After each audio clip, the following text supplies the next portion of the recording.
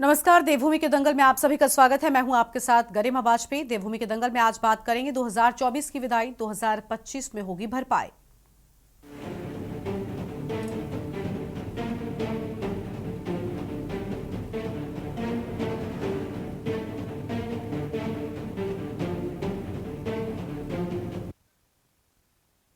साल 2024 की विदाई के साथ ही नए साल 2025 में हम प्रवेश करने जा रहे हैं। कहते हैं जनवरी सपना दिखाता है और दिसंबर का महीना आईना दिखाता है। इसी के मद्देनजर आज हम उत्तराखंड की धामी सरकार के 2024 के कामकाज का विश्लेषण करेंगे। इसके तहत धामी सरकार की उपलब्धियों के साथ ही अधूरे कार्यों को भी आपको याद दिलाएंगे। बताते चले कि 2024 में यूसीसी को लेकर उत्तराखंड चर्चाओं में रहा। हालांकि 2024 में ये लागू नहीं हुआ। इसके अलावा बात करें तो सशक्त भू कानून, मूल निवास के साथ ही पहाड़ों में पलायन रोकने, पहाड़ों में शिक्षा, सड़क और स्वास्थ्य व्यवस्था को बेहतर करने के सरकार के तमाम दावे अभी भी अधूरे हैं। हालांकि मुख्यमंत्री धामी का यह दावा है कि 2024 में उत्तराखंड के नाम कई उपलब्धियां दर्ज हैं। मुख्यमंत्री के मुताबिक सरकार के ऐतिहासिक निर्णयों की बदौलत राष्ट्रीय औसत से बेरोजगारी दर प्रदेश में 4.4% कम हुई है। इसके अलावा नीति आयोग के सतत विकास के लक्ष्यों में प्रदेश पहले पायदान पर रहा है और इसके अलावा राजस्व बढ़ोतरी के साथ ही कई अनेक कार्यों में राज्य ने उपलब्धि हासिल की है। वहीं विपक्षी दलों ने अगर माने तो 2024 में प्रदेश ने कोई उपलब्धियां हासिल नहीं की हैं। प्रदेश में इन्वेस्टर्स समिट आयोजित करने के बाद भी राज्य का युवा बेरोजगार है। पिछले 3 सालों से यूसीसी लागू करने का सिर्फ दावा ही किया जा रहा है। इसके अलावा मूल निवास और भू कानून के साथ ही कई कार्यों को सरकार ने अधूरा रखा है। अब सवाल यह है कि क्या सरकार 2025 में इन अधूरे कार्यों को पूरा करेगी? आज इन्हीं सब मुद्दों पर हम करेंगे विस्तार से चर्चा, लेकिन उससे पहले एक नजर आज की इस खास रिपोर्ट पर डालिए। साल 2024 की विदाई के बाद उत्तराखंड की उपलब्धियां और अधूरे कार्यों पर राज्य में नई बहस शुरू हो गई है। विपक्ष का आरोप है कि सरकार के कामकाज के लिहाज से साल 2024 बेहद निराशाजनक रहा है। सरकार साल भर यूसीसी जल्द लागू करने की चर्चा करती रही, लेकिन ऐसा हुआ है। राज्य में सख्त भू कानून लागू करने, पहाड़ों से पलायन रोकने, पहाड़ों में शिक्षा, सड़क और स्वास्थ्य व्यवस्था को बेहतर करने के सरकार के तमाम दावे अधूरे हैं। हालांकि मुख्यमंत्री धामी का दावा है कि 2024 में उत्तराखंड के नाम कई उपलब्धियां दर्ज हुई हैं। राष्ट्रीय औसत से बेरोजगारी दर प्रदेश में 4.4% कम हुई है। इसके अलावा नीति आयोग के तहत विकास के लक्ष्यों में प्रदेश पहले पायदान पर रहा है। इसके अलावा राजस्व बढ़ोतरी के साथ ही कई अनेक कार्यों में राज्य ने उपलब्धियां हासिल की हैं। नहीं, बहुत सारी उपलब्धियां हमको मिली हैं। चाहे हम आज नीति आयोग के द्वारा जो आंकड़े प्रतिवर्ष जारी किए जाते हैं सतत विकास के लक्ष्यों को प्राप्त करने में, उसमें उत्तराखंड राज्य पहले पायदान पर रहा है। हमने जो बेरोजगारी में भी 4% की कमी की है, राष्ट्रीय औसत से भी हमने उसको भी पीछे छोड़ा है। इसी प्रकार से ईज ऑफ डूइंग है, ईज ऑफ लिविंग है, इन सभी पर अच्छा काम किया है। रेवेन्यू कलेक्शन भी हमारा अच्छा हुआ है, जीएसटी भी बढ़ी है, राज्य की जीएसडीपी में भी लगभग 33% की ग्रोथ हुई है। अनेक हमने निर्णय लिए हैं, अनेक चीज़ों को धरातल पर उतारा है। नहीं, देखिए, भाजपा जब से सत्ता पर काबिज हुई है एक निर्धारित एजेंडे पर काम कर रही है। वो एजेंडा उनके कामों से साफ दिखाई पड़ रहा है। चाहे वो धर्मांतरण कानून हो, चाहे वो लैंड जिहाद हो, जिहाद शब्द का जो है आविष्कार उन्होंने किया, उसके अलावा चाहे यूसीसी हो, जबकि यूसीसी की कोई मांग उत्तराखंड के जनसामान्य से कभी नहीं उठी। उत्तराखंड का समाज मांग रहा है सख्त भू कानून, चकबंदी का कानून, वो मांग रहा है जल जंगल ज़मीन पर अपना हक, वो मांग रहा है लोकायुक्त, वो मांग रहा है गैरसैंण एक परमानेंट स्थायी राजधानी। ऐसे में इन सारी मांगों को दरकिनार करते हुए, उनकी अनदेखी करते हुए आप जो है सिर्फ एक एजेंडे पे काम कर रहे हैं। मैं जो धामी जी की जो घोषणाएं हैं, धामी जी की सरकार की तरफ से जो घोषणाएं हैं वो निरंतर फेल होती आई हैं। जिस प्रकार से चुनाव को लगभग 100 साल के बाद करना, जनता के डर के मारे और न्यायालय के दबाव के कारण जब उनको अब चुनाव करना ही पड़ा, लेकिन वो टालते जा रहे थे। ऐसा ही उन्होंने यूसीसी के लिए पहले राज्य स्थापना दिवस पर, फिर आज एक कल 1 जनवरी 2025 को करने का वादा किया था। ऐसे ही बहुत सारे उनके वादे हैं, वो मुझे कहीं भी धरातल में होते पूरे नज़र नहीं आ रहे हैं। इसी प्रकार अगर आप ये कहें कि ये वादे क्या 2025 ख़त्म होते होते होंगे, ये कभी भी नहीं होंगे। और धामी सरकार इन्हीं वादों के बल पर सरकार दुनिया को छल करके, अपने उत्तराखंड की जनता को छल करके अपना कार्यकाल पूरा करेंगे और उसके बाद जनता के हक में कुछ भी नहीं आएगा। आपको बता दें कि कुछ कार्यों में छोड़ दे तो साल 2024 सीएम धामी के कड़े फैसलों के लिए भी जाना जाएगा। सख्त दंगा विरोधी कानून लागू करने, राज्य आंदोलनकारियों के 10% क्षैतिज आरक्षण लागू करने, नई फिल्म नीति लागू करने, 5000 एकड़ सरकारी भूमि से अतिक्रमण हटाने, वैश्विक निवेशक सम्मेलन में हुए निवेश समझौते के तहत 81,000 करोड़ रुपए की निवेश की ग्राउंडिंग के साथ ही यूसीसी को लेकर उत्तराखंड चर्चाओं में रहा। हालांकि अब राज्य सरकार नए साल में इसे लागू करने का दावा कर रही है। वहीं विपक्ष यूसीसी समेत तमाम मुद्दों को लेकर सरकार पर हमलावर हो गया है। जो श्रद्धेय अटल जी ने एक सुशासन की व्यवस्था कायम की थी अपने शासनकाल में, और उसको देश के यशस्वी प्रधानमंत्री आदरणीय नरेंद्र मोदी जी ने आगे बढ़ाया। धामी जी उन्हीं के पद चिन्हों पर चल रहे हैं और उत्तराखंड में इन 2-3 वर्षों में बहुत ही कठोर फैसले लिए गए। उसमें नकल विरोधी कड़ा अध्यादेश भी शामिल है और इसी के साथ में जो अवैध मजारें जो उत्तराखंड में बनी थी और हजारों हेक्टेयर भूमि पर अवैध अतिक्रमण था, उसको भी हटाने का काम पुष्कर सिंह धामी जी के द्वारा किया गया। और हमने नकल विरोधी अध्यादेश के बाद ये देखा है कि गरीब से गरीब बच्चे, जहाँ की पहले माफिया सिलेक्शन करते थे, वहाँ ऐसे गरीब घरों के बच्चे 1 नहीं, 2 नहीं, 3 नहीं, 4-4 परीक्षाओं में वो लोग क्वालिफाई हुए हैं। सीधी और सपाट बात यह है कि भाजपा राज में उत्तराखंड की और खास करके देहरादून की तो दुर्दशा बड़ी ही बड़ी है।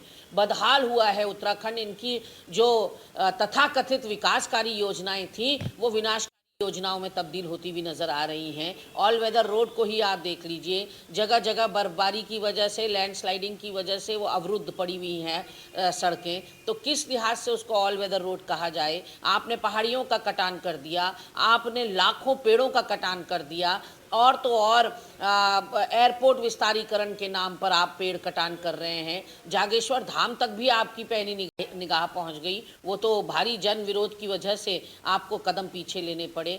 जहां तक राज्य आंदोलनकारियों की बात है तो खुद राज्य आंदोलनकारियों से पूछिए कि वो कितने संतुष्ट हैं सरकार के फैसलों से।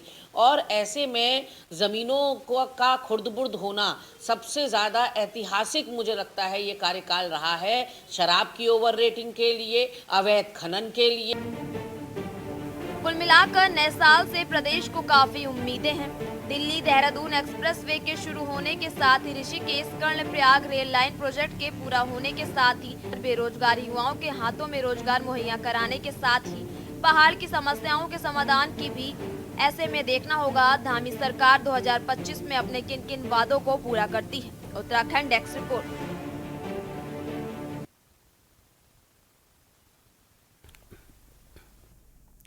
और आज इसी मुद्दे पर हम करेंगे विस्तार से चर्चा। खास मेहमानों का पैनल हमारे साथ में जुड़ चुका है। हम उनसे सबसे पहले आपका परिचय कराते हैं। प्रभा बंदूनी जी हमारे साथ में हैं, प्रदेश प्रवक्ता बीजेपी की ओर से। मंजू त्रिपाठी जी हैं, कांग्रेस पार्टी की ओर से प्रदेश प्रवक्ता। दीपक रावत जी हैं, यूकेडी की ओर से केंद्रीय प्रवक्ता। अरुण शर्मा जी वरिष्ठ पत्रकार हैं। चर्चा की हम शुरुआत करेंगे प्रभा बंदूनी जी के साथ में। प्रभा जी, सबसे पहले तो बीजेपी सत्ता में रही 2024 में और उसके पहले भी, और बड़े बड़े दावे किए गए। यूसीसी को लेकर बहुत ज्यादा हो हल्ला भी हम कह लें हुआ, लेकिन लागू नहीं हो सका। पूरा साल लगभग बीत चुका है। निकाय चुनाव पर लगातार हम चर्चा करते रहे। खैर, आखिर में आने तक तारीखों का ऐलान आपकी ओर से कर दिया गया, लेकिन जो भी बड़े मुद्दे थे, चाहे वो सशक्त भू कानून हो, चाहे वो पलायन हो, चाहे वो बेरोजगारी हो, मूल निवास हो, जस के तस है। मैम, उपलब्धियों के नाम पर सरकार के हाथ क्या लगा? देखिए आप गरिमा जी, मैं ये कहूंगी कि अब जो नया साल है, सबसे पहले तो मैं कहूंगी सब इस बार हमारे उत्तराखंड राज्य के लिए भी कुछ नहीं और सौगात लेकर आएगा। लेकिन अगर हम इस वर्ष की, बीते वर्ष की हम बात करें तो ऐसा नहीं है। हमारी सरकार की जो उपलब्धियां रही हैं बहुत ही अभूतपूर्व रही हैं। अगर आप यूसीसी की भी बात कर रहे थे, तो आपको पता ही है कि जो हमारा यूसीसी का ड्राफ्ट है, सारा नियम सब बन के तैयार हो चुका है। और हमारे माननीय मुख्यमंत्री जी ने बोल भी दिया है कि अभी जो जनवरी के महीने में भी ये अभी प्रस्तावित है और ये कानून लागू भी कर दिया जाएगा, और इसके लिए हमारी सरकार दृढ़ संकल्पित है। इसमें कोई भी संशय नहीं होना चाहिए हमें। और जो हमारे बड़े मुद्दे रहे हैं, भू कानून है या मूल निवास है, उसके लिए भी सारा ड्राफ्ट हमारा तैयार है। तो और भू कानून में हम ये नहीं कह सकते कि देरी हो रही है, लेकिन ठीक है, अब जो आने वाला हमारा सत्र होगा उसमें सबसे पहले हमारा जो भू कानून है उसे ही पेश किया जाएगा। उसमें मैं ये कहूंगी विलंब नहीं हो रहा है, लेकिन ये है कि उसको सख्त से सख्त बनाने के लिए कानून बनाए जा रहे हैं, ताकि जब वो धरातल पर लाया जाएगा मूल निवास कानून, तो कहीं पर भी हमारे जो राज्य के लोग हैं उनको ये ना लगे कि कानून तो लेकर आ गए और उनको कहीं पे भी छलावा महसूस ना हो। तो हर दौर से इसको, हर प्रक्रिया के तहत इसको मजबूत बनाने की कोशिश की जा रही है। तो मैं कहूंगी कि आने वाले सत्र में ये हमारा, अगर भारतीय जनता पार्टी ने ये वादा किया है हमारी सरकार ने, तो निश्चित रूप पर ये विधेयक को पारित किया वहां पर किया भी जाएगा। और मूल निवास है, तो इन सभी विषयों पर अभी चर्चा कर रहे हैं और यूसीसी तो जनवरी में आ भी जाएगा। और जहां तक रही इस विगत वर्ष की बात की हमारी उपलब्धियां रही है, तो आप देखिए अनेकों उपलब्धियां नहीं, मैं कहूंगी कि अनेकों ऐसे ऐतिहासिक काम हुए हैं जो कि हम और विपक्ष की सरकार में सोचना भी हमारे लिए असंभव था। अब आप देख लीजिए कि हमने जो वादे किए थे, जब हमारी सरकार आई थी, चुनावी हमारा मुद्दा ही रहा था यूसीसी। ऐसा नहीं है कि हम अचानक से उसको किसी को खुश करने के लिए लेके आई हैं। जनता ने अपनी मोहर इस कानून पर लगाई थी, तो जो हमारा वादा था वो उसे हमें पूरा करना था, उसे हम लेकर आए हैं और हम बहुत खुश हैं इससे, और जनता भी इससे बहुत खुश है। और अगर आप ऐतिहासिक कार्यों की बात करें, तो आज ऋषिकेश से जो कर्णप्रयाग तक रेल लाइन जा रही है, जिसके लिए सभी कहते थे कि कितना असंभव है, वो कार्य करके दिखाया है धामी सरकार ने। आज आप ऑल वेदर रोड की बात करें, कनेक्टिविटी की बात करें, तो जितनी ज्यादा कनेक्टिविटी आज हम देख रहे हैं, ऐसा नहीं है कि स्वप्न में हो रहा है कि पहाड़ों तक रेल लाइन जा रही है। आप हेली सेवाओं की बात कर लीजिए, अगर आप हेल्थ सेक्टर की भी मैं आपको बात बताना चाहूंगी, तो आप देख लीजिए कितने मेडिकल कॉलेज हमारे उत्तराखंड में आज खुल गए हैं। और उससे भी ज्यादा, ठीक है उत्तराखंड में मेडिकल कॉलेज खुले हैं, लेकिन उससे भी ज्यादा जो हर्ष का विषय है, अभी पिछले दिनों ही आपने एक समाचार सुना होगा कि जो हमारे श्रीनगर मेडिकल कॉलेज के कितने हमारे वहां के एमबीबीएस के स्टूडेंट हैं, जिनको ऑल इंडिया में एमडी में एडमिशन मिला है, एमडी में वो सेवारत होके पूरे देश की सेवाएं देंगे। तो कहने का मतलब है कि केवल मेडिकल कॉलेज ही नहीं खुले हैं, वहां की गुणवत्ता के बारे में आप सोचिए कि पूरे देश में हमारे वहां से बच्चे गए हैं जो पूरे देश में हमारी मतलब ये सेवाएं स्वास्थ्य के क्षेत्र में दे रहे हैं। अगर हम शिक्षा की बात भी करें, तो जो ये हम कहेंगे कि नकल विरोधी कानून जब से आया है, कितने छात्र छात्राओं को यहाँ पर सुविधाएं मिल रही हैं, कितनी ट्रांसपेरेंसी इसमें आई है। बच्चे इतने सारे टेस्ट क्लियर कर रहे हैं और जगह जगह नौकरियों में उनको मैं कह सकती हूँ स्थान मिल रहा है। तो स्वास्थ्य, शिक्षा, कनेक्टिविटी, जो मूलभूत हमारी जरूरतें होती है, तो हर जगह धामी सरकार ने अपना परचम लहराया है। और इसके साथ साथ मैं कहूंगी कि जो लोगों के लिए एक मेन उनके लिए मुद्दा ये रहा है इन्वेस्टमेंट का या बेरोजगारी रहता है, तो उसके लिए भी हमारी सरकार ने, अगर हम पहले के भी आंकड़े देखें, जो हमने वादा किया था चुनावी टाइम पे, वो सारे मुद्दे मैं अभी भी आपको ये कहूंगी कि ये नहीं है कि हमने 100% अचीव कर लिया है। हमारे पास अभी वक्त है, उस आने वाले वक्त में उसको 100% तक हम लेकर जाएंगे। अगर बस 18,000 नौकरियां दी है धामी सरकार ने सरकारी विभागों में बच्चों को, वहां पर उन्होंने अपना जो संकल्प था उसे पूरा किया है। और अगर आप बेरोजगारी की दर कहेंगे, वो कम हुई है। जो हमारे उत्तराखंड आंदोलनकारी के भाई रहे, उनके लिए 37 आरक्षण की व्यवस्था की है, वो भी उनको सरकारी नौकरियां उनको दी गई हैं, पेंशन उनको दी जा रही है। तो हर जगह से जहां पर भी ये लगा है कि हमारे राज्य के जो लोग हैं उनके हितों की रक्षा करनी चाहिए, तो भारतीय जनता पार्टी ने सबके हितों की रक्षा करी है।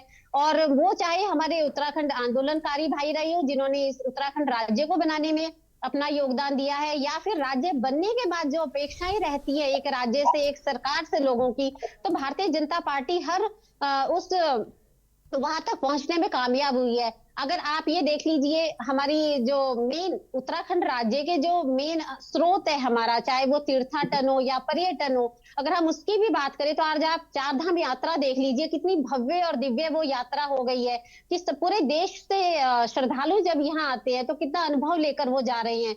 और अभी तो रिसेंटली जो हमारी ये शीतकालीन यात्रा भी प्रारंभ हुई है, उसके भी हमें अच्छे आंकड़े सामने आ रहे हैं। और एक पर्यटन के रूप में भी हम देखें तो इसको विकसित करने के लिए आज जगह जगह पर्यटन में भी इतना ज्यादा निवेश बढ़ाया गया है धामी सरकार के द्वारा कि ये लोग यहाँ की उत्तराखंड की तरफ आकर्षित हो रहे हैं। जो पहले हिमाचल की तरफ जाया करते थे, तो आज पर्वतीय राज्यों में अगर नंबर 1 किसी को विकल्प बन गया है पर्यटन की दृष्टि से, तो वो उत्तराखंड ही है। सारे अभी आप देख रहे हैं न्यू ईयर पे कितने पर्यटक है, वो सबके सब उत्तराखंड का रुख कर रहे हैं। तो ये हमारे लिए बहुत ही खुशी की बात है और एक सुखद अनुभव है कि यहाँ रोजगार बढ़ रहा है और आय के स्रोत हमारे जो स्थानीय लोग हैं उनके लिए भी बढ़ते जा रहे हैं, जो कि हर सरकार का एक सपना रहता है कि किसी को किसी भी प्रकार की समस्या ना रहे। और हर तरह से ये आगे ही बढ़ता जा रहा है। तो मुझे तो लग रहा है कि जो हमारे ऐतिहासिक लक्ष्य है हमने प्राप्त किए हैं। और अगर हम देखें कि कुछ ऐसे मुद्दे होते हैं कि जो सरकार के पहले से चुनावी मुद्दे नहीं होते हैं, वो अचानक से आते हैं। अगर हमारा अतिक्रमण का ही मैं कहूंगी 5000 एकड़ जमीन हमारी सरकार ने जो विवादित जमीन थी उसको अपने कब्जे में लिया है, तो ये भी अपने में एक बहुत बड़ा साहसिक कदम है, जो कि हर सरकार उठाने से पहले 10 बार सोचती है कि कहीं हम ऐसा कदम करेंगे तो कहीं हमारे कोई फर्क ना पड़ जाए।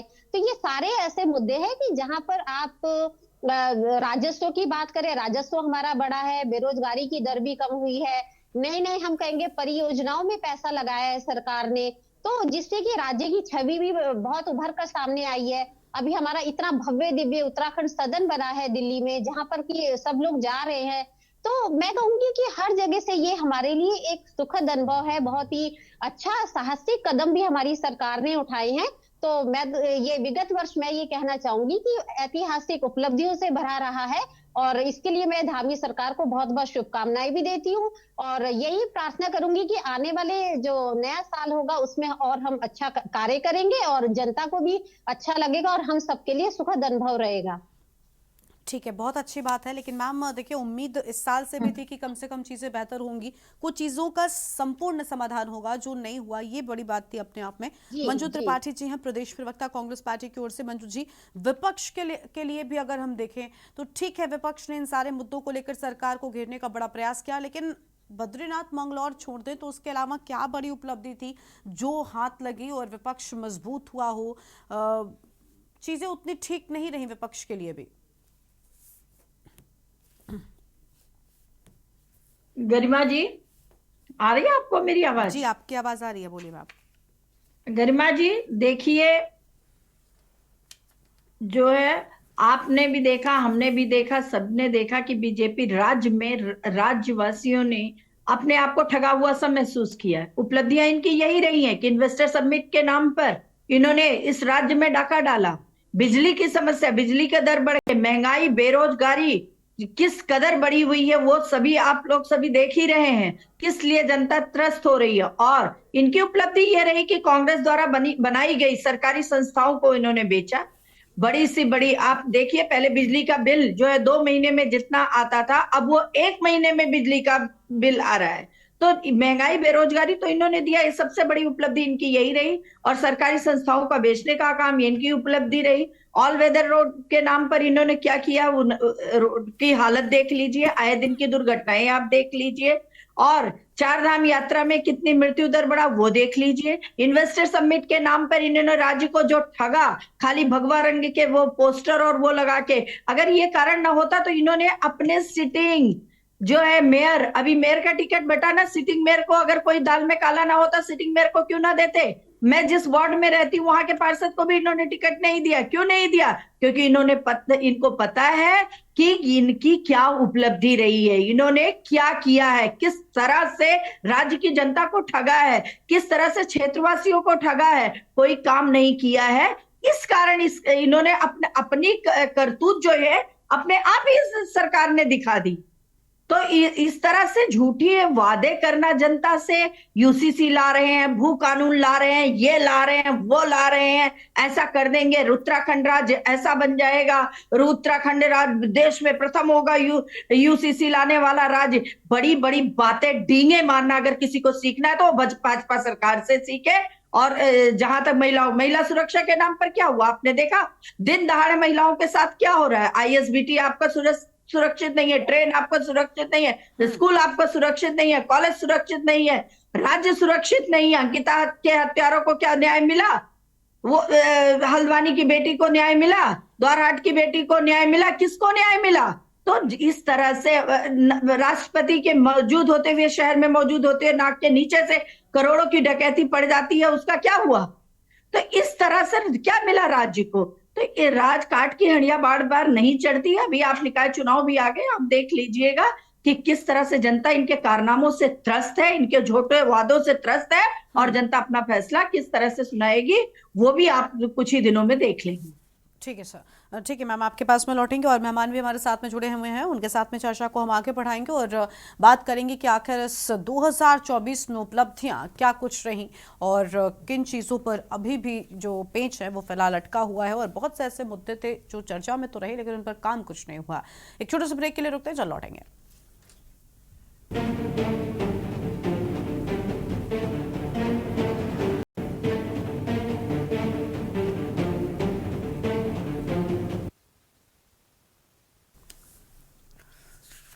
ब्रेक के बाद देवभूमि के दंगल में आप सभी का स्वागत है। खास मेहमान हमारे साथ में लगातार बने हुए हैं। दीपक रावत जी हमारे साथ में हैं, केंद्रीय प्रवक्ता उत्तराखंड क्रांति दल की ओर से। अरुण शर्मा जी हैं और मेहमान भी बने हुए हैं।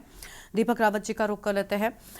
दीपक जी, उत्तराखंड क्रांति दल की हम बात करें, लगातार जो उत्तराखंड से जुड़े मुद्दे थे उनको लेकर आप भी आवाज उठाते रहे और अपनी मौजूदगी दर्ज कराने की कोशिश लगातार की जाती रही, लेकिन जिन मुद्दों को लेकर उत्तराखंड क्रांति दल लड़ रहा था, सत्ता में रहने वाली बड़ी पार्टियों ने उनके लिए कुछ नहीं किया। और कहीं ना कहीं यही वजह है कि चाहे स्थायी राजधानी हो, सशक्त भू कानून हो, मूल निवास हो, यहाँ तक कि यूसीसी को भी अगर हम जोड़ ही लें जो अभी फिलहाल चर्चा में रहा, उस पर भी कोई निष्कर्ष नहीं निकल पाया। चर्चा में भले वो मुद्दा बहुत ज्यादा रहा।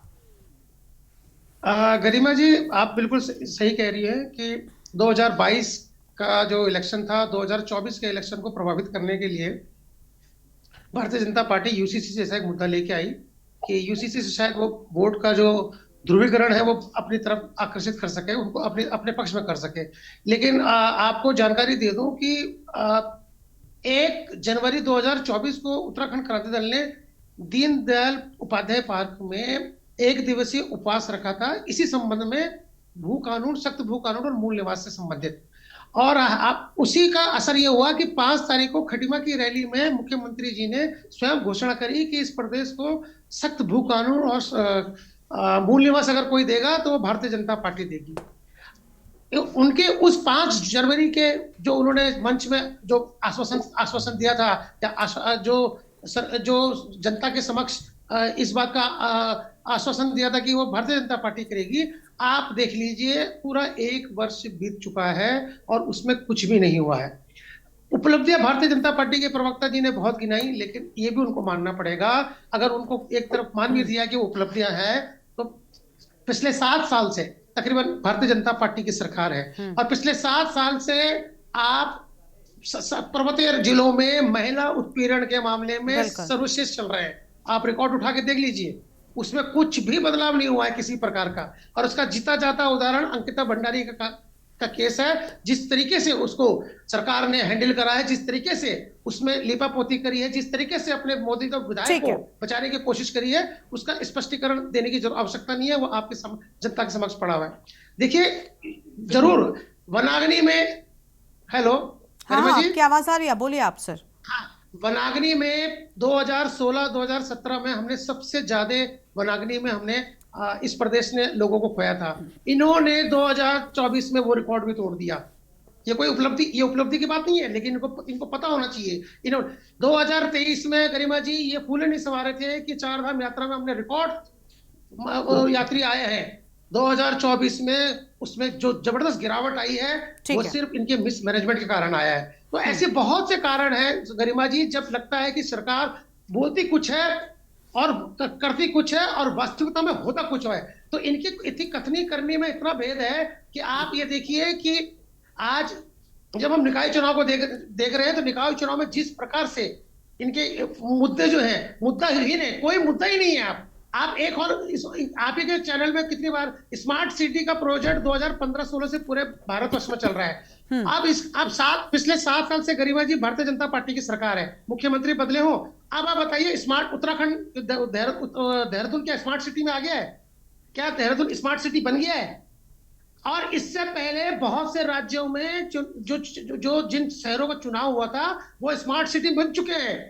लेकिन देहरादून की स्थिति यह है कि आप देख लीजिए, जहां जहां रोड ना खुदी हुई हो वहां कल वहां रोड खोदने के लिए कोई ना कोई आई जाएगा, कोई ना कोई विभाग रोड खोद देता है। तो आप स्मार्ट सिटी तक नहीं बना पाए हैं। इस 7 वर्षों में तो भारतीय जनता पार्टी की सरकार है ना, इन्हीं के मुख्यमंत्री रहे हैं, मेयर भी इन्हीं के थे। तो क्या कारण है कि देहरादून स्मार्ट सिटी में अब तक बन नहीं पाया है? इसकी और उसी का नतीजा है कि केंद्र ने 2024 के बजट में राज्य को स्मार्ट सिटी के नाम पे कोई अतिरिक्त पैसा नहीं दिया है।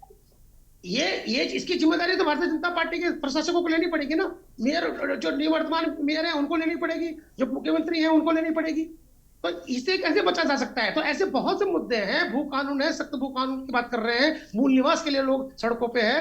बेरोजगारी का जो आंकड़ा प्रस्तुत कर रहे हैं, 8.5 लाख लोगों ने अपने आप को सेवा नियोजन कार्यालय में रजिस्टर्ड करा रखा है और 18,000 की नौकरियां दे रहे हैं और फिर ये कह रहे हैं कि हमने बेरोजगारी कम कर दी। लगातार युवा सड़कों पे है, लगातार यहाँ पर छात्र जो है आंदोलन कर रहे हैं, जनता जो है वो मूल निवास सख्त भू कानून के लिए सड़कों पे है। सबसे ज्यादा अगर आपको जानकारी दी गरिमा जी, अगर मैं सही हूं तो उत्तराखंड आंदोलन के बाद 2024 में जन आंदोलन सबसे ज्यादा हुए हैं और अपने हक हुकूक की लड़ाई के लिए हुए हैं। तो ये सारी चीजें 2024 में हुई है। और 2024 का सबसे बड़ा जो कांड भारतीय जनता पार्टी ने करा, जिस प्रकार से केदारनाथ के मंदिर को दिल्ली के बुराड़ी में ले जाने का इन्होंने प्रयास करा, वो किसी से छुपा नहीं है। वो जनता अब तक भूली नहीं है।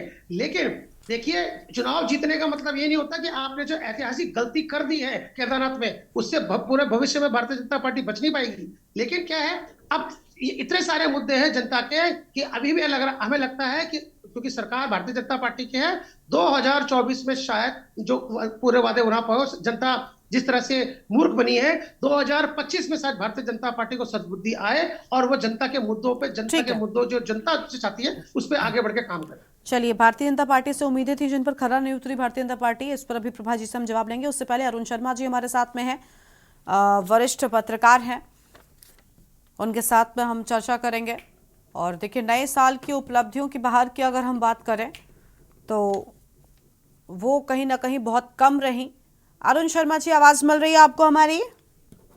मिल रही है गरिमा जी। जी अरुण जी, 2025 में क्या 2024 में किए गए जो वादे थे वो पूरे करेगी सरकार? क्योंकि फिलहाल सरकार से ही सवाल और उम्मीदें हैं। गरिमा, देखिए, विकास एक सतत प्रक्रिया। अगर किसी चीज की घोषणा होती है तो ये मानना गलत हो गया कि वो तुरंत हो जाएगी। एक समयबद्ध तरीके से ही विकास होता है और विकास कभी भी पूरा नहीं होता। लगातार नई चीजें सामने आती है, फिर उन पर काम होता है, पुरानी चीजों को पूरा किया जाता है, फिर नई चीजों को हाथ में लिया जाता है और धीरे धीरे काम होते हैं। ये सही बात है कि उत्तराखंड राज्य, क्योंकि नया राज्य है, इसमें जनाकांक्षाएं बहुत ज्यादा है। जनता बहुत चीजें चाहती है और उतनी चीजें इस छोटे से राज्य के बजट में संभव नहीं होती। इसलिए उत्तराखंड सरकार को हमेशा केंद्र के भरोसे रहना होता है। और अगर आप लगातार चीजें देखेंगे पिछले 7-8 सालों में, तो ये देखिए कि ऑल वेदर रोड केंद्र बना रहा है, रेल जो कर्णप्रयाग का रेल लाइन जा रही है वो भी केंद्र बना रहा है। समय समय पर केंद्र राज्य को अलग अलग मुद्दों पर सहायता देता है। जैसे अभी 1800 करोड़ रुपए की सहायता दी है ऋषिकेश, मुनिगिरेती, लक्ष्मण झूला, सर्गाश्रम, इन सबके डेवलपमेंट के लिए। उसी तरह अलग अलग मदों में चीजें दी जाती हैं, सड़कों के लिए, पुलों के लिए या और चीजों के लिए। जैसे अभी आपदा में पैसा दिया केंद्र ने, आप सबके सामने है, तो वही स्थिति होती है। देखिए, निश्चित तौर पर पिछले सालों में, जैसे पिछले विधानसभा चुनाव में यूसीसी का मुद्दा बड़ी तेजी से आया और उसके बाद उस पर काम भी हुआ। एक कमेटी बनाई गई, कमेटी ने अपनी रिपोर्ट दे दी, रिपोर्ट के बाद जो नियमावली बननी थी वो भी तैयार हो गई है, वो लागू करने की बात। और केवल उत्तराखंड नहीं, पूरे देश की निगाह यूसीसी पर लगी हुई।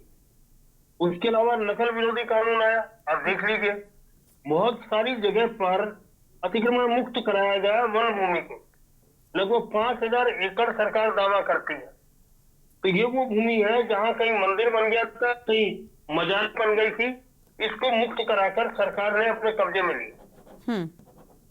और अगर हम राष्ट्रीय आंकड़ों की बात करें तो राज्य में बेरोजगारी कम हुई है। ये अलग बात है कि जो हमारे रोजगार कार्यालय है उनमें लगभग 8 लाख लोग पंजीकृत बेरोजगार हैं, और उसके अलावा जो पंजीकृत नहीं है वो भी बहुत सारे लोग बेरोजगार हैं, क्योंकि कई चीजें ऐसी होती है कि हमारा आधा साल तो बर्फबारी और सर्दी में चला जाता है, और यात्रा काल केवल 6 महीने रहता है, जो हमारे आय का मूल स्रोत है। और उस होता क्या है कि जब यात्रा काल के अलावा जो बाकी समय होता है उसमें सर्दियों में खासकर जब बर्फबारी होती है तब यहाँ भीड़ उमड़ती है। या हम दूसरी चीज देखें, औली में बर्फ के खेलों के लिए या ऋषिकेश में राफ्टिंग के लिए भीड़ आती है। इसके अलावा अक्सर जब स्कूल खुले रहते हैं तो भीड़ कम हो जाती है।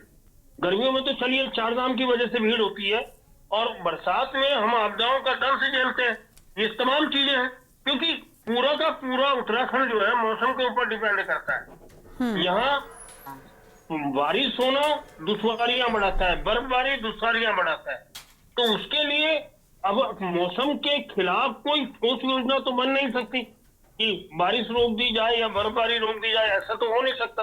ये तो चाहे कोई सरकार हो उसको इस विपदा को झेलना ही पड़ेगा। बरसात में लैंडस्लाइड बहुत ज्यादा होती है, तो उसके बाद पुनर्निर्माण की चुनौती सामने रहती है। पुनर्निर्माण किए जाते हैं, कई जगह पर पूरे हो जाते हैं, कई जगह पर नहीं होते।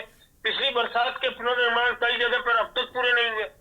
तो ये चुनौती है, ये प्रदेश चुनौतियों का प्रदेश है। राजनीतिक चुनौती भी है, आर्थिक चुनौती भी है, प्राकृतिक चुनौती भी है, चुनौती है चारों तरफ। जी गरिमा, ठीक है, आपके पास में लौटेंगे और मेहमान हमारे साथ में उनका रुख कर लेते हैं। अब हमारे साथ में प्रभा जी हैं। प्रभा जी, शिकायतें सरकार से थी सभी को और वो जस की तस बनी हुई हैं। नए साल में भले ही उम्मीदों की बहार है, लेकिन क्योंकि पिछला साल जो मुद्दे थे, जो समस्याएं थी, सब वैसे के वैसे रहे, तो किस बना पर ये कहा जाए कि डबल इंजन की सरकार उत्तराखंड की बेहतरी के लिए काम कर रही है? देखिए गरिमा जी, मैं आपको सबसे पहले तो ये कहूंगी कि जो विपक्ष की अभी मैं चर्चा सुन रही थी, आइए औरों के लिए विजन की बात करते। इनका विजन क्या है? आज भी इनका विजन क्या चल रहा है? ये अभी तक केदारनाथ की जो हार है, मुझे लगता है ये से उबर ही नहीं पाए हैं। अभी भी इनका वही शिला की बातें चल रही हैं, अभी मंदिर को ले जाने की बात चल रही है, जबकि हमारे माननीय मुख्यमंत्री जी ने इस मुद्दे को चुनाव के साथ समाप्त कर दिया कि अगर किसी ने कुछ कहा है तो उसको छोड़ दीजिए, आगे की तरफ अपना विजन बढ़ाइए और आगे विकास की तरफ आप बढ़िए। तो ये तो इन लोगों का विजन है कि इनके पास कुछ कहने के लिए बचा ही नहीं है, केवल ये विपक्ष में बैठी है और इनको सरकार का विरोध करना है, और वो भी उन मुद्दों पर विरोध करना है कि जिसको जनता नकार चुकी है कि ये कोई मुद्दे नहीं है और अब आगे बढ़िए और हमें बताइए, आप इसके बारे में हमें बताइए। हाँ, इनका अभी तक भी वही मुद्दा चल रहा है, आप मुझे बताइए। अब हम ये कर रहे हैं कि जो भारतीय जनता पार्टी है वो हमेशा विकास की बात करती है, विजन की बात करती है। मैम हाँ ठीक है, दीपक जी मैं पूछ रही हूँ। प्रभा जी, अभी महिलाओं की सुरक्षा को लेकर देखिए, ये भी एक बहुत बड़ा मुद्दा था, और जिस तरीके से पिछले कुछ सालों में आंकड़े आपने खुद आपकी रिपोर्ट्स में जो आए हैं उनमें भी महिला अपराधों के आंकड़े बढ़े हैं। आप समझिए ना कि क्राइम रिपोर्ट के जो आंकड़े आए थे, आप उसमें भी आंकड़े बढ़े हुए नजर आ रहे हैं, तो सरकार क्या कर रही है? देखिए गरिमा जी, कांग्रेस ने भी वही सवाल उठाया था, अभी यूकेडी भी वही बात कह रही है। जो महिला सुरक्षा के बारे में आपको बताऊंगी कि धामी सरकार इतनी ज्यादा सख्त हो गई है, हर जगह पर उन्होंने महिलाओं की सुरक्षा के लिए जो कानून में मैं कहूंगी प्रावधान किए हैं, इतनी धाराएं उन्होंने लगवा दी है कि अब तुरंत उन पे कार्रवाई होती है। महिला हेल्पलाइन नंबर दिए गए हैं, आप डायरेक्ट ऑनलाइन आप नंबर डायल कीजिए और पुलिस वहां पर आ जाती है। लेकिन मेरे को इस बात पे बड़ी दिक्कत होती है कि विपक्ष क्या करता है कि अगर सरकार की तरफ से कोई घोषणाएं होती हैं, कोई हेल्पलाइन नंबर दिए जाते हैं, वो उनकी जानकारी तक जनता को नहीं पहुंचाते हैं कि ये सरकार ने आपको जनता दी है। तो मैं इनसे ये पूछना चाहती हूँ कि महिला इनके पास मैं चर्चा कर रही थी बेखौफ होकर इनको अपना खर्च कैसे कर पा रहे हैं? मुद्दा इनके पास रहता है, हम ये कहते हैं नहीं मैडम ये मुद्दा सिर्फ सुनिए प्रभा जी, पहले सुनिए। देखिए, एक तो विपक्षी आपके सवाल पूछ ही रहे हैं, लेकिन ऐसा नहीं है कि ये सवाल सिर्फ विपक्षियों के हैं, ये चीजें हुई हैं। आप ये कहकर नहीं बात कह सकती कि खाली विपक्षी हैं, ये तो आरोप लगा रहे हैं, ये तो यूं ही पूछ रहे हैं, इनके पास मुद्दा नहीं है। मैडम, रिपोर्ट में आंकड़े इन्होंने नहीं तैयार किए, जो घटनाएं हुई वो इनकी सत्ता में रहते हुए नहीं हुई है। उपलब्धि क्या उपलब्धि जनता को गुमराह करने के अलावा और क्या उपलब्धि आपके पास इसको पहले गिनाएंगे। ठीक है मंजू जी शांत हो जाइए। इनके मुख्यमंत्री ने शराब के ठेके खोले हैं, पहाड़ को दंश किसने दिया है शराब पर? किताब की दुकान से ज्यादा शराब की दुकान आपकी सरकार में है। मंजू जी शांत हो जाइए। मंजू जी एक एक करके बोलते हैं, आपस में बहस नहीं करते प्लीज। आखिरी बार आपको बोल रही हूँ, आप शांत हो जाइए। जब आपके पास आऊं आप सिर्फ तब बोलिएगा। जितनी आपने वहाँ की महिलाओं को मैं कह सकती दुख दिया है वो यही एक कारण है कि आप अरे मैडम मंच मिला है तो कुछ भी मत बोलिए। कुछ ठीक है मंच मिला है तो प्रभा जी अब मंजू जी अगर आप बीच में बोलेंगी ना तो ऐसे आवाज नहीं आती है। और पहले तो कम से कम टीवी पर बैठती है तो इतना सीख कर बैठिए कि कब आपको बोलना है। जब आपसे बोलने के लिए बोला जाए सिर्फ तब बोलिए प्लीज। आप सभी लोग अगर टीवी डिबेट में बैठते हैं तो ये बात आपको पता होनी चाहिए कि बीच में नहीं बोलते हैं। जब मैं सवाल करने के लिए बैठी हूं आप लोग आपस में ही सारी चर्चा कर लेंगे और समय व्यर्थ कर दीजिएगा। यही असल राजनीति में भी आप लोग करते हो और टीवी पर बैठकर भी सिर्फ यही करना चाहते हैं। प्रभा जी आप सिर्फ ये कहती जा रही हैं कि आप लोगों ने जो दुख दिए, मैडम आपकी सरकार में इतने सारे कांड हो गए, इतने सारे केसेस हो गए, ये इनके दुख दिए हुए हैं क्या? कितने अपराधियों को आपने सजा दिला दी? और सिर्फ विपक्षों पर आरोप लगा लीजिए, कुछ बचा नहीं है। देखिए गरिमा जी मैं आपकी ही बात का जवाब दे रही थी, लेकिन इन नहीं आप हमारी बात का जवाब कभी देती ही नहीं है। कोई भी पत्रकारों के बात का जवाब नहीं देता है। वो सिर्फ ये कहता है कि इनकी सरकार में तो इतने आंकड़े, इतने केसेस हो रहे थे। अरे ये गिनाने के लिए थोड़ी हम आपको बैठाते हैं। आप ये बताइए कि आपकी क्या सत्ता में रहते हुए इस तरीके के काम नहीं हुए? आपकी सत्ता में रहते हुए इस तरीके की चीजें नहीं हो रही हैं? आपकी सरकार में महिलाओं के साथ अपराध नहीं बढ़ा है? एनसीआरबी के आंकड़े क्या इन विपक्षों ने तैयार कर दिए? देखिए गरिमा जी मैं आपकी सी बात का जवाब दे रही हूँ। अपराध अगर हम कहीं समाज में होता है तो वो आप उस मेन है कि उस अपराध के ऊपर जो उसके बाद कानून ने उसके ऊपर किस प्रकार से तो मैडम क्या हुआ? फास्ट ट्रैक कोर्ट्स बनाइए, जस्टिस दिलाइए। हम ये नहीं कह रहे हैं कि राज्य में अपराध नहीं होते हैं या आज के बाद अपराध होने बंद हो जाते हैं। ये क्या है? ये क्या डिबेट है? क्या मतलब मंच मिल गया तो कुछ भी बोल। ठीक है मंजू जी आ रही हूँ मैं आपके पास में आती हूँ, अभी आपसे भी सवाल करती हूँ। ठीक है रुकिए प्रभा जी जल्दी कंप्लीट कीजिए आप। गरिमा जी आपको ये बात बता रही हूँ कि धामी सरकार के नेतृत्व में कड़े कानून बने हैं, दंगा रोधी कानून बना है।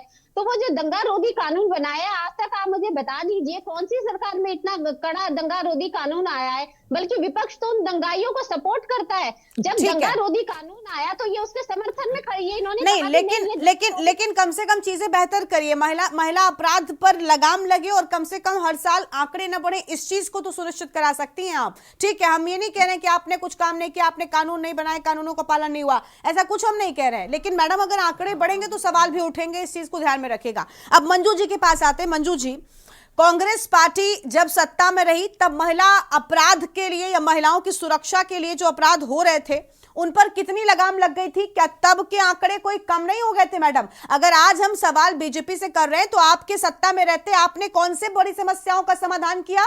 क्या कांग्रेस पार्टी को मौका नहीं मिला था? आज आप बीजेपी से जितनी मजबूती के साथ में सवाल पूछ रही हैं, आपने क्या दिया उत्तराखंड को? आपने क्या मूल निवास दिया? आपने भू कानून दिया, पलायन रोका, बेरोजगारी रोकी। 10 सालों से आप सत्ता से बाहर है। क्यों बाहर है? क्योंकि आपने काम नहीं किया। तो सवाल के जवाब आपके पास भी नहीं है। सिर्फ आरोप लगाने से सब कुछ नहीं होता मैडम। गरिमा जी अगर हमने दिया नहीं तो हमने इनकी तरह डींगे भी नहीं मारी। हमने जो कहा वो करके दिखाया। इनके प्रवक्ताओं की तरह इतनी देर तो से ये जवाब अब आप शुरुआत अपने जवाब की किससे कर रहे हैं कि हमने दिया नहीं? क्यों नहीं दिया? क्या आपके वक्त में स्थायी राजधानी की मांग प्रदेश के लोग नहीं कर रहे थे? सरकार कांग्रेस गवर्नमेंट ने जो कहा है वो करके दिखाया है। क्या आज क्या कांग्रेस गवर्नमेंट ने सरकारी भू कानून को लेकर क्या किया कांग्रेस पार्टी ने? ये जवाब नहीं है मैडम, जनरल बातें नहीं चलेंगी। जब आप बीच में बोलते हैं तो फिर आप तैयार रहिए। नहीं इस तरह से जो ये डींगे मार रहे हैं बड़ी बड़ी के काम करके, महंगाई बेरोजगारी का यही हाल था। गैस सिलेंडर इतने रुपए में ही था। आप देखिए जो ये रोजगार देने की बात है, इसी तरह से रोजगार दिए गए थे। क्या हुआ है? प्रभा जी बीच में मत बोलिएगा। प्रभा जी बीच में मत बोलिएगा। मैंने क्या दिया प्लीज? तिवारी जी ऐसे ही विकास। प्रभा जी आपको आवाज आ रही है? प्रभा जी आपको आवाज आ रही मैडम? अब आपको भी वही दोहराना है? बीच में क्यों बोल रही है मैडम? दो लोग एक साथ बोलते हैं, आवाज नहीं आती। प्लीज, आप लोग समझते क्यों नहीं है? हमने जो इस तरह से बेचने का काम नहीं किया, जो किया है धरातल पे किया है, काम किया है। ऐसे ही हमारे पूर्व मुख्यमंत्री स्वर्गीय एनडी तिवारी जी विकास पुरुष नहीं कहलाए हैं। विकास के सिडकुल की स्थापना किसने की है? क्या नहीं इस राज्य के अच्छा, जो लिए किया गया है? उपलब्धियां गिनाने के लिए लेकिन थोड़ी ना बुलाया इस तरह से मैडम। महंगाई, मैडम सुनिए, बेरोजगारी, मंजू जी, उपलब्धियां गिनाने के लिए नहीं बुलाया, चर्चा उस जो पर नहीं है, महिलाएं इस राज्य में चर्चा उस बिल्कुल पर नहीं है। सुरक्षित नहीं है, क्यों नहीं ये किया? कांग्रेस बहुत करने सारी में इस चीजें हैं तरह जो से तो क्यों नहीं नहीं था। किया, बहुत कुछ बीजेपी ने भी किया है। लेकिन आज हम बात कर रहे हैं बेरोजगारी पर, पलायन पर, स्थायी राजधानी पर, मूल निवास पर, भू कानून पर, क्योंकि ये काम नहीं हुए मैडम, उन पर चर्चा करने के लिए बात की है।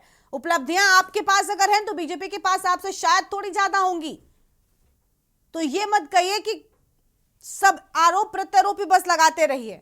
और प्लीज विनती है कि बीच में मत बोला करिए। इन्होंने जितनी बातें, हमने किसी से झूठे वादे नहीं किए। 15 लाख रुपए महिलाओं के खाते में नहीं आने को कहा था हमने। इस तरह जिस तरह अनर्गल बातें ये इलेक्शन में आने से पहले कहते हैं, हमारे राज्य में सोना पीतल में नहीं परिवर्तित हुआ था। इन्होंने तो भगवान तक को नहीं छोड़ा है। तो इस तरह से नहीं, हमने जो कहा है वो किया। और जब भी पुनः जब कांग्रेस सत्ता में आएगी तो जो उपलब्धियां हमारी रह गई है उसको हम दिखाने का काम करेंगे।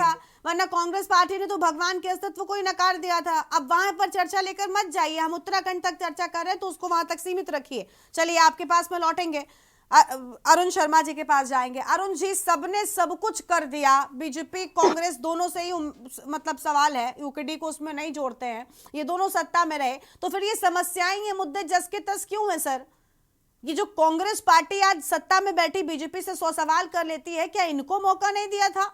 खूब मौके मिले, तब सवाल जब मैं करती हूं तो जवाब आता है कि हमने अगर नहीं दिया तो हमने वादे भी नहीं किया। अरे आपने क्यों नहीं दिया? आपको क्यों लाया गया था? और यही वजह है कि शायद अब 10 सालों से आप बाहर बैठे हैं और शायद आने वाली स्थितियां भी कुछ साफ नजर नहीं आती कांग्रेस के भविष्य की। अरुण जी, देखिए गरिमा, ये सही बात है कि इस राज्य के विकास का प्लेटफॉर्म पंडित नारायण दत्त तिवारी ने ही तैयार किया। क्योंकि केंद्र में लंबे समय तक रहते हुए नहीं, और वो उनके तमाम जगहों पर संबंध, शुरुआत भी थी, हम कह सकते हैं अरुण जी जी। हाँ। और उस वजह से उनके संबंधों का उन्होंने पूरा दोहन किया और उस संबंधों का लाभ उत्तराखंड को दिलवाया। और अगर आपको याद हो कि तब अटल बिहारी वाजपेयी जी केंद्र में मंत्री थे, तो उन्होंने इस राज्य को विशेष राज्य का दर्जा भी दिया था 10 साल तक के लिए, और औद्योगिक पैकेज दिया था। तो तिवारी जी ने निश्चित तौर पर औद्योगिक विकास के लिए एक बड़ा प्लेटफॉर्म तैयार किया। उन्हीं की बदौलत सिडकुल में जगह जगह बड़े बड़े उद्योग घराने आए और उन्होंने यहाँ फैक्ट्रियां स्थापित की जिसमें स्थानीय रोजगारों को रोजगार मिल सके। हालांकि बाद में वो ठेकेदारी के अधीन हो गया और ठेकेदारों ने जहां से उनको सस्ता लेबर मिला वहां से वो लेबर मंगवा लिया, और वो जो 70% की अवधारणा थी वो बेकार हो गई। आज भी तमाम औद्योगिक इकाइयों में जो मजदूर है वो उत्तराखंड के कम और बाहर के ज्यादा हैं। तो ये भी सवाल उठता है बार बार कि सरकारें इस दिशा की तरफ क्यों नहीं ध्यान दे रही। एक तरफ जो विपक्ष है वो बेरोजगारी का रोना रोता है, तो कम से कम जो स्थानीय उद्योग है उसमें 70% स्थानीय युवकों के रोजगार को सुनिश्चित करने की दिशा में सवाल क्यों नहीं उठाए जाते? एक बहुत बड़ा सवाल है। दूसरा सवाल स्वास्थ्य व्यवस्था है। हम इस राज्य को बने हुए 24 साल पूरे हो जाएंगे, 25वां चल रहा है, तो 25वें साल में भी अगर राज्य के दूर दराज इलाकों में के जो चिकित्सालय है उनमें अगर डॉक्टर नहीं है तो किसकी जिम्मेदारी? ये चाहे कांग्रेस की सरकार रही हो या बीजेपी की सरकार रही हो, बिल्कुल, ये दोनों सरकारों की जिम्मेदारी है। किसी ने उस दिशा की तरफ कदम नहीं बढ़ाया। यही स्थिति शिक्षा की है।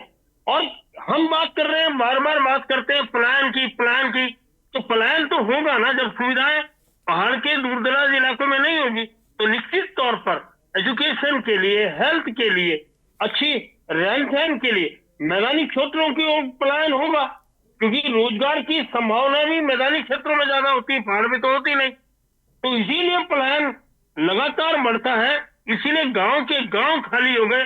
1200 कुछ गांव हैं जो पूरी तरह खाली हो गए, वीरान हो गए, और बहुत सारे गांव ऐसे हैं जिसमें केवल बुजुर्ग रह रहे हैं, वहां कोई नौजवान नहीं रह रहा है। तो ये समस्या है सबसे बड़ी, और उसी वजह से जंगली जानवरों का प्रकोप गांव में पड़ रहा है। फसलें बंदर और सुअर तबाह कर देते हैं और आदमियों को गुलदार और भालू तबाह कर रहे हैं। ये स्थिति है इस राज्य की। आप रोज देखिए कहीं ना कहीं गुलदार का हमला, भालू का हमला हो रहा है, और ये इस पे भी रोकथाम की जरूरत है। जब तक गांव आबाद नहीं होंगे तब तक जो वन्य जीव है उनके हमले भी नहीं रुकेंगे। ये बड़ी विडंबना है गरिमा कि हम टीवी डिबेट में बहुत बड़ी बड़ी बात कर लेते हैं, लेकिन धरातल पे उस दिशा की तरफ कोई कदम उठता हुआ नहीं दिखता है। जी गरिमा।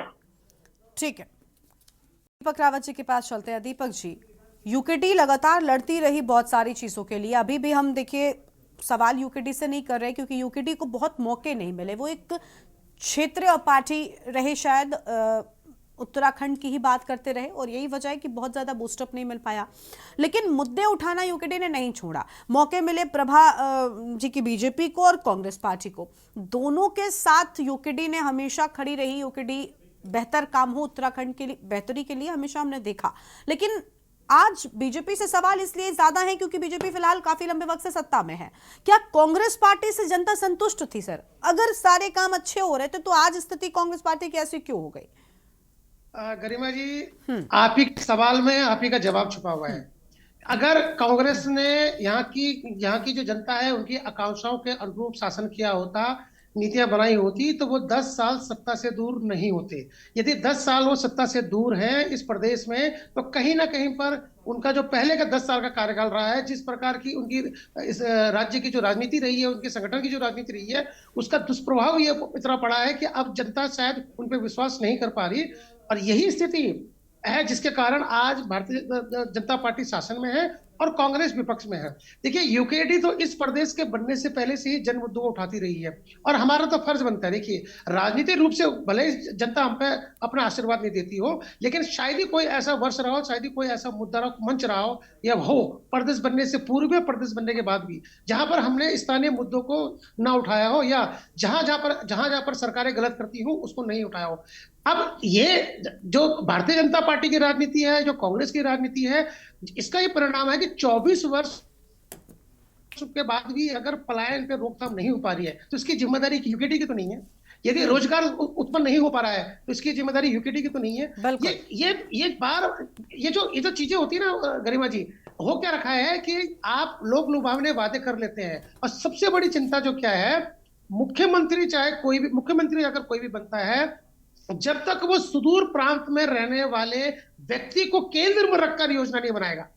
यहां दिक्कत ये आ रही है कि 4 जो मैदानी जिले हैं इनको ध्यान में रखकर योजनाएं बनाई जाती हैं। उसमें आपका हरिद्वार है, देहरादून है, उधम सिंह नगर है और आपका हल्द्वानी है। इन 4 जिलों को ध्यान में रखकर ही योजनाएं बनाई जा रही है। उसका दुष्परिणाम ये हो रहा है कि जो योजनाओं में है वो यहाँ के लोग ज्यादा केंद्र में है, और जो सुदूर प्रांत में रहने वाले हैं, जिसकी बात अरुण शर्मा जी कर रहे थे, वो बिल्कुल अछूता है विकास से। इनकी विकास आप ये देखिए, चार धाम इनका कहने का मतलब ये ऑल वेदर रोड की बात ये करते हैं, लेकिन आप ही के चैनल ने डुमुक गांव का प्रकरण दिखाया था जिसमें रोड नहीं पहुंची आज तक। 24 वर्षों तक अगर वो रोड के लिए आंदोलन कर रहे हो इस शब्दों में, तो ये यहीं की जनता है ना। आप ही के चैनलों में आता है कि आप डांडी घाटी में स्वास्थ्य की स्थिति इतनी बुरी है कि प्रसव करने के लिए कभी जंगल में कभी रास्ते में ही महिला प्रसव कर दे रही है, या अस्पताल लाते लाते उनका स्वर्गवास हो जाता है। तो ये सारी घटनाएं बताती हैं कि ये जो केंद्र में जब तक आदमी यहाँ का मूल निवासी नहीं रहेगा या सुदूर प्रांत का पहाड़ का आदमी नहीं रहेगा, तब तक उनकी समस्या को निदान नहीं होने वाला। और जब जितनी जल्दी यहाँ की जनता इस बारे में सोचेगी कि ऐसा कोई व्यक्ति, ऐसा कोई मुख्यमंत्री हो, हम तो धामी जी पहाड़ के हैं, हम तो कह रहे हैं आप उनको केंद्र में रख के सारी योजनाएं बनाइए, विकास की योजनाएं भी एक तरफ बनाइए और उसको भी केंद्र में रख के उसके लिए सारी योजनाएं बनाइए। अब गरिमा जी, स्वास्थ्य मंत्री जी यहाँ कहते हैं कि 70 साल से ऊपर वाले के पास डॉक्टर आएगा। ये स्वास्थ्य मंत्री जी ने अखबारों की सुर्खियां बटोरी। अब आप मुझे बताइए, दूसरी तरफ एक 70 वर्ष का पुरुष पहाड़ में जो अस्पताल लेते दम तोड़ देता है। अखबारों की सुर्खियां ये बन रही है कि 270 जो डॉक्टर हैं जिनको बॉन्ड की सुविधा मिली थी, जिन्होंने अपनी पढ़ाई के लिए एक अनुबंध किया था सरकार से, अब वो लापता हो रखे हैं, सरकार के बुलाने पर भी नहीं आ रहे। तो ये स्थितियां कहीं ना कहीं पर जो स्वास्थ्य की स्थितियां खराब हुई, तो उसकी जिम्मेदारी तो सरकार को लेनी पड़ेगी ना। बिल्कुल, और उसके ये लिए तो जिम्मेदारियां यूपीएससी लेनी चाहिए, चीजें ठीक होनी चाहिए, क्योंकि अगर जनता ने आप पर विश्वास दिखाया है दीपक जी, तो उस विश्वास को बरकरार रखना चाहिए। आपको सिरमौर पर बिठाया, तो वो चीजें सत्ता पक्ष बीजेपी को भी ध्यान में रखनी चाहिए कि जनता के मन की जो उम्मीदें हैं उसको ना तोड़ा जाए और प्रदेश हित में काम किया जाए। उम्मीद यही है कि आने वाले साल में जो जनता से वादे किए गए थे उन्हें सत्ता पक्ष जरूर पूरा करेगा, विपक्ष मजबूत होकर बड़े और जनता से जुड़े मुद्दों को उठाएगा, ताकि लोकतंत्र जिंदा रहे और साथ ही प्रदेश हित में नए काम होंगे। बहुत शुक्रिया आप सभी मेहमानों का हमारे साथ जुड़ने के लिए और चर्चा में आने के लिए। तो उपलब्धियों के नाम 2024 रहा, लेकिन अब उम्मीद है कि 2025 में जो वादे अधूरे रह गए थे उन्हें भी पूरा करने का पूरा प्रयास सरकार और प्रशासन की ओर से किया जाएगा। देवभूमि के दंगल में आज इतना ही। आप देखते रहिए न्यूज़ इंडिया। नमस्कार।